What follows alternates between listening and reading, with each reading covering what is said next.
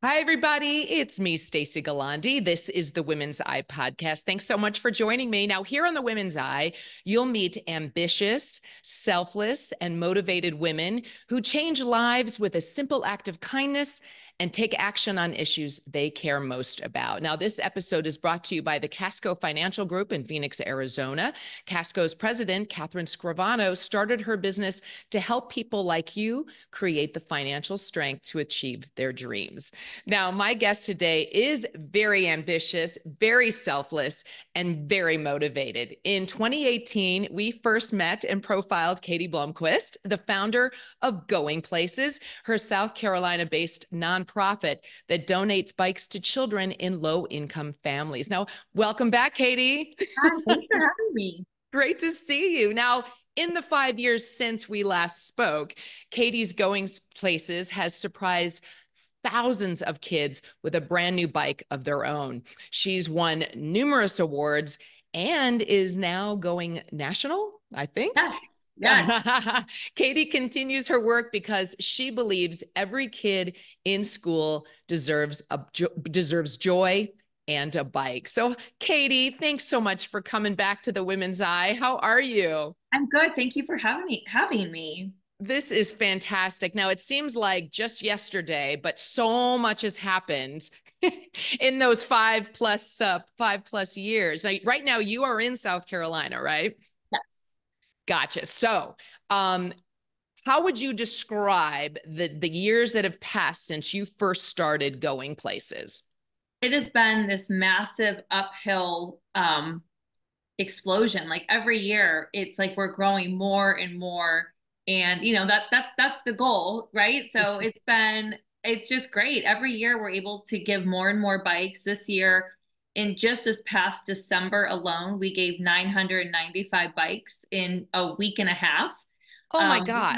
got two of our own schools. We gave every child in the school bike to, and then Boeing partnered with us, and they sponsored an entire school bike. So, and then total last year, because we did one in the spring as well, we gave over 1,200 bikes, and that's more than double what we've ever done in 1 year. So, when I say we're growing quickly, I'm not kidding. I know. It's like, I mean, you are, yeah, you're hitting the pavement very quickly. Yeah. So, but obviously, why do you think your nonprofit, that you kind of started sort of, I mean, actually explain how you started this. It was kind of on a whim a little bit, Yes, right? I was a teacher. I taught first grade at a low income elementary school called Pepper Hill here in North Charleston. And a little boy in my class, Juwan, asked me for a bike on his birthday. And I thought, what more could I do if, he needs the bike? I bet other kids need a bike, and realized that was the case. So I did a GoFundMe because I thought, how could I leave anybody out? 95% of these kids live at or below the poverty line. They're not going to, in a lot of these families have 3, 4, 5 kids in one school. They can't afford to get them all bikes. So I did the GoFundMe to get all 650 kids a bike, and it went truly, truly viral. And I raised over $80,000 in 3 months and did it. I was able to get every child a bike. And when we gave the bikes, so I launched that in the fall of 2016. And we actually gave the bikes in March 2017. So it went viral again when we actually gave the bikes, and all this money kept coming in. And so I had this very unusual seed money to start the nonprofit with. So I was able to leave teaching and start it running it day one. I finished out the school year. So that June, I, sat down at my desk. I was like, here we go. This is my full-time job now. And it just continued. We've done 2 schools every year up until last year. We did 4 schools In South Carolina, yeah right? Okay. And before I get into how you're yeah expanding out of South Carolina, to what do you owe the success of this? Obviously, it's your, your dedication. It was your brainchild, but why do you think this caught on, and was sadly such a need, do you think? yeah so it's not that when people think about giving to charities, when you think charity, the first things that come to mind are the basic needs of food, clothing, shelter, water, medical. all these really important things. But we forget that social emotional health is a basic need too. And it can really determine what type of adult you've become, whether you've lacked that or not as a child. So I always say it's not about the bike, it's about what the bike represents. It's freedom and escape from an unpredictable home life. It's something of value to own when a lot of these kids don't even have a bed that's their own. They have nothing of value they can be prideful over, a place just go and be alone. And it's a sense of restored innocence when a lot of these kids have been through things we can't imagine by the age of 8. But at the end of the day, it's basic joy, something our great grandparents did. It's not the newest video game. It's a classic kind of rite of passage. And so that's one component of it. Everyone can relate. Most people, when you ask a room full of people who here had a bike, almost everyone raises their hand. And if they don't, it was like, I wanted that so badly. Like, it was a thing, that they remember from their childhood that was like devastating to not have had. So every single person in the public can relate to it. With the other types of charities, with food, clothing, shelter, medical, usually people have a specific reason they're connected. Someone in their whole family had cancer, or they feel, there's a reason they're compelled for a certain area. But with this, it kind of reaches the mass public because you either have one or you didn't. And most did and didn't even think about it's a kind of a memory that you take for granted. So I was able to connect with the public over that and on a mass scale. And it's not something that's done often because, like I said, people usually think about these other types of charities. And then the second piece was I wasn't just doing it for my class or, one child. It was the ambition level, the, 650 kids. It's a whole school. And so we continue to do whole schools because that's what people are sharing, on social media. It's like, wow, this is a next level of what the average person typically will do. Yeah, it's like that visual of all these bikes and this giant tarp just being ripped off and the looks on these kids. Exactly. So it's not just, it's the pulling the heartstrings and connecting with people with my personal story about Jawan and my reason for doing this. And then everyone connects to it. And then the other piece was that mass scale that you don't often see being done. So I think that those are the two reasons to combine that we've been able to keep growing because we keep accomplishing it. It wasn't just like a one-off. I saw a lot of companies and people before they donated, they're like, well, I've been watching you for a few years and I wanted to make sure you actually knew what you were doing and you could keep this is sustainable, I guess, right? It wasn't just like a one-off, you lucked out. And so we've really proven ourselves. So larger companies and larger donations are now coming in because they know, we are able to continue to do this. Yeah. I mean, here you were a school teacher. This was not something you had signed up for. You're certainly perfectly suited for it, but you'd never done this before. So how do you think, what was it about you that, was able to see this brainstorm come to fruition? Yeah, I was a sociology major. Like I got my master's in education. So I've never taken a true business class. I had never run a company or, I had no experience with that. But what I'm really good at is connecting with people and networking. And so that alone was a huge piece of because I'm not like, I wasn't speaking this monotone, like stumbling, like I was able to like connect with people one-on-one when I would talk about it.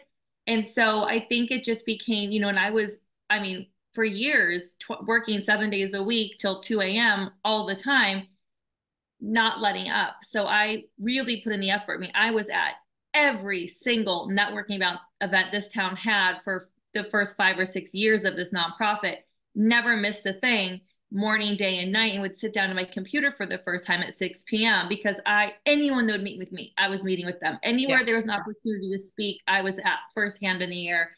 And so I just constantly was in front of people. So and I don't see other nonprofits doing that in town. Like when I go to events, I'm pretty much the only nonprofit it's consistently there. So that's the key. People really need to understand that it's not something that's just going to fall in your lap. You really have to, put in 150% for something like this, even though it's such a great idea and you can't believe that it hadn't been thought of before, but still you got to put in the got to put in the work, right? Consistency is the key. Yeah. So how rewarding has this been for you to see all of this progress and all of this success and all of these happy kids riding bicycles all around Yeah, South it's the Carolina? best. I mean, teachers will email us and say, months later, it's just so great driving to and from work and seeing these kids in the neighborhood on their bikes because our bikes are custom made. We work with Kent Bicycles as our manufacturer. And so they're not just, people don't just buy us random bikes. We get a really, really great deal from them. So our bikes are custom made. So every year they're white and then we switch out like a neon bright color on them. Ooh, So that's it good. kind of appeals to every child, and we name them. So we've had the future, the pursuit, the purpose, the adventure, the reason, and we've had a million different names that we put on the bike, and then we put our logo on the bike. So they are easily identifiable. And so when someone's like, "Oh, I saw, a kid on this red and white bike," I'm like, "Oh, Mount Zion, 2018." Like I know what bike that went, what school that went with, and so it's just been really great to hear people, parents will email us years later or tag us on social media and say, my child is still loving their bike. I know. And that's great that they are custom because obviously you have kids of all sizes, shapes, and you want to be able to have them as closely tailored to each child as possible. Because, I mean, you're doing the ages roughly from what, 6 to 11 So ish no, or it's 4 years old because we do the 4? CE program or the pre-K program at each school. So it's 4 years old through 10 years old. So pre-K through fifth. Gotcha. What was it like to go viral a couple times over? Crazy. I mean, it was like this parallel universe. I mean, literally just so surreal. It was so crazy. Because Really it's fun. not something going viral is not something that you can control. That's Right. just organic. Yeah. And look what you did. Yeah, it Oh, was definitely a wild experience. exactly. So have in this time, because you have gotten a lot of attention. I mean, and the awards keep coming. You got the 40 under 40 from Charleston newspaper, Everyday Hero Award. You got a Jefferson Award, which was an award created by Jackie Kennedy.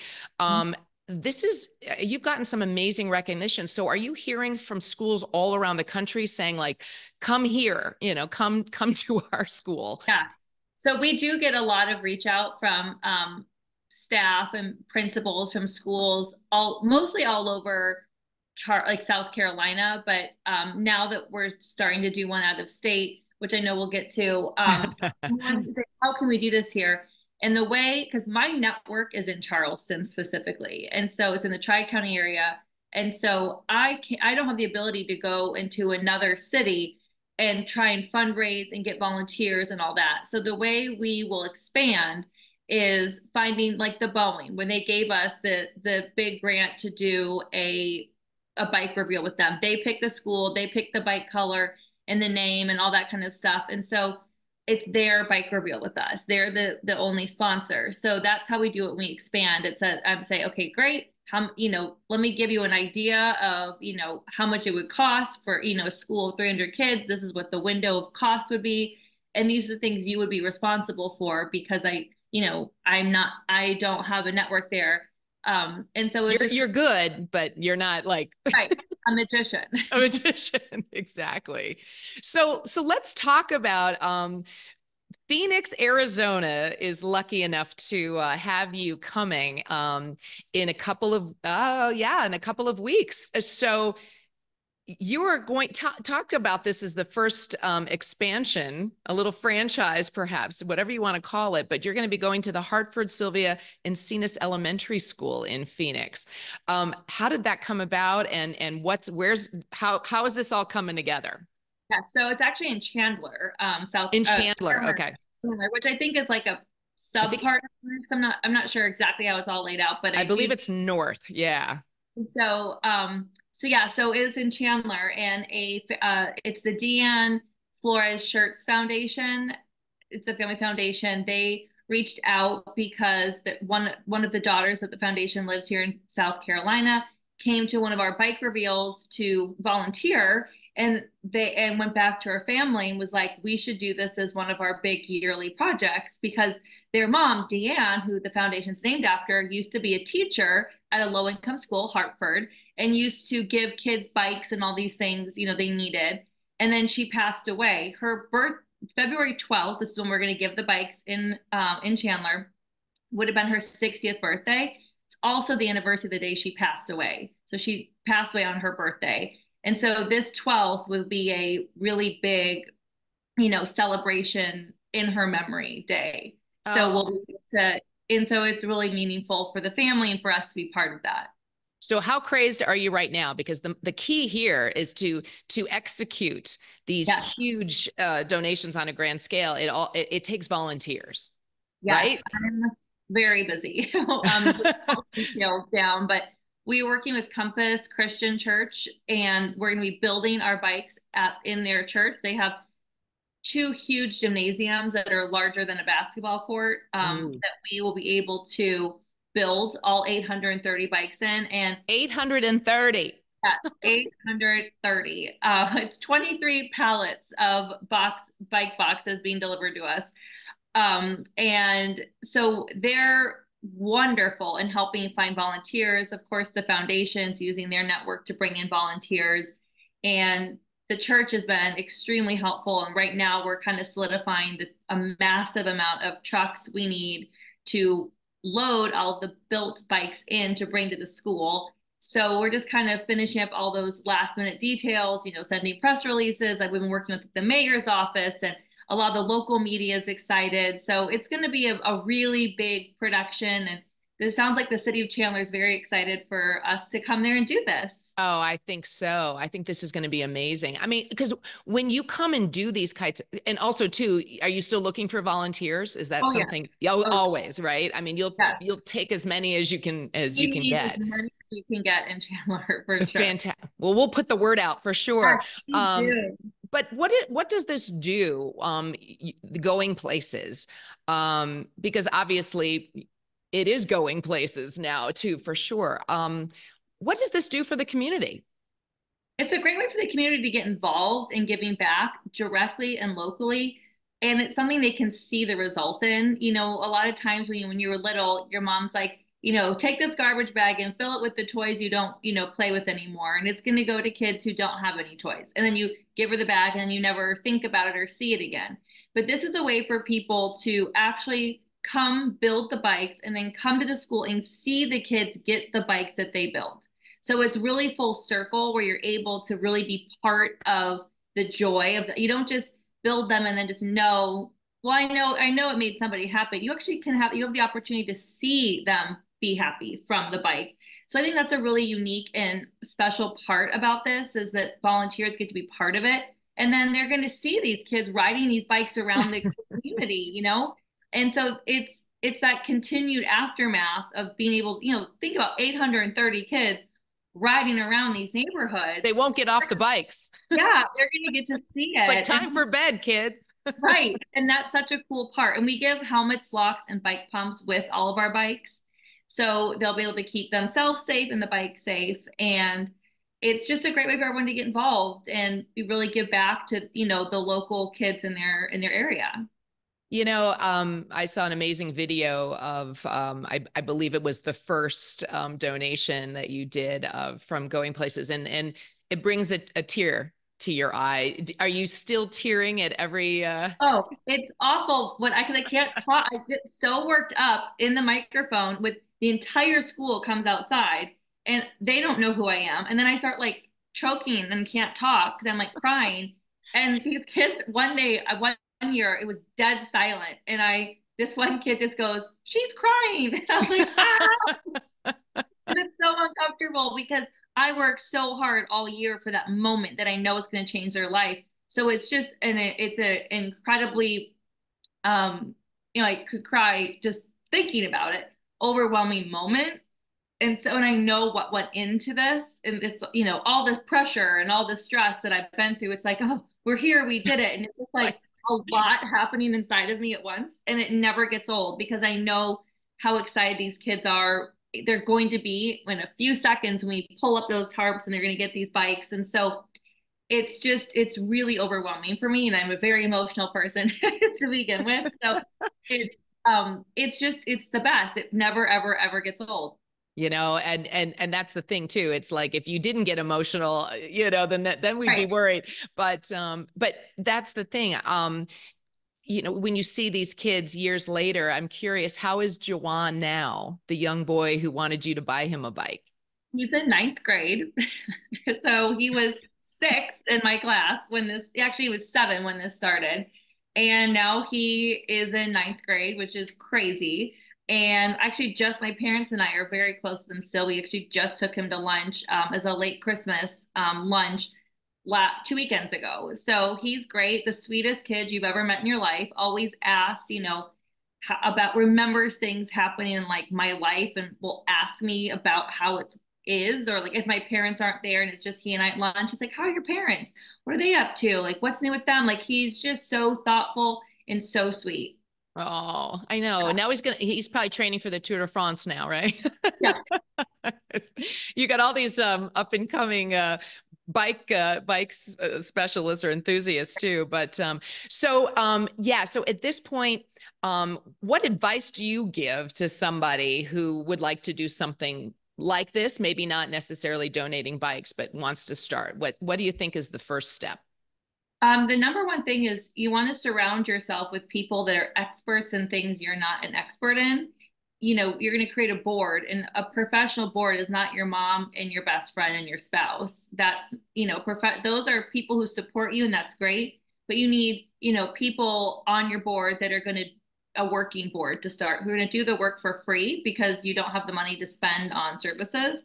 So you need kind of those slots filled with the, people that are going to connect you to big money, people on your board that have big money, and then the people that can do the work, lawyers, marketing people, that kind of stuff.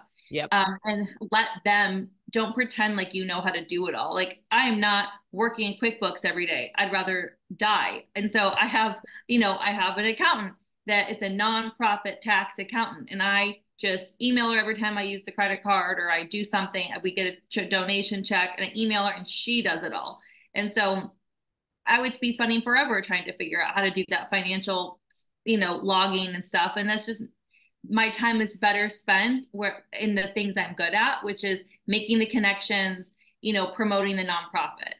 And you also on the side too, it's probably running concurrently is you're a social media expert too. So is there any social media tips that you can share? Definitely, people don't know what you have going on if you don't post about it. And so, you have to keep posting about the help you need, the accolades you receive. When I received an award, like I received a statewide award as one of 6 phenomenons in the state of South Carolina for the coastal region. And you better believe I posted about that. It's not bragging. It's like, hey, look, it's shameless self-promotion. it legitimizes you as an expert in what you're doing. And so that's going to help you bring in donations and gain people's trust that you are an expert in it because you're being recognized for this major award. And so, it's important to post about those things, and it's important to make sure you reach out and you celebrate the companies that are doing things for free for you. It costs you nothing to post on your social media about a company. When we get our semi trucks loaned to us, I'm posting about it. When, a company, a photographer comes to an event and takes photos for free, you better believe I post about it. Offer them a sponsorship at the event, offer them a year-round sponsorship, share the things they have going on in your, Instagram story and Facebook story, because that's really, really important to them and it costs you nothing. So Yep. it's a big mistake a lot of nonprofits don't do, is keeping up with that. And companies notice. I mean, I've been told by many companies that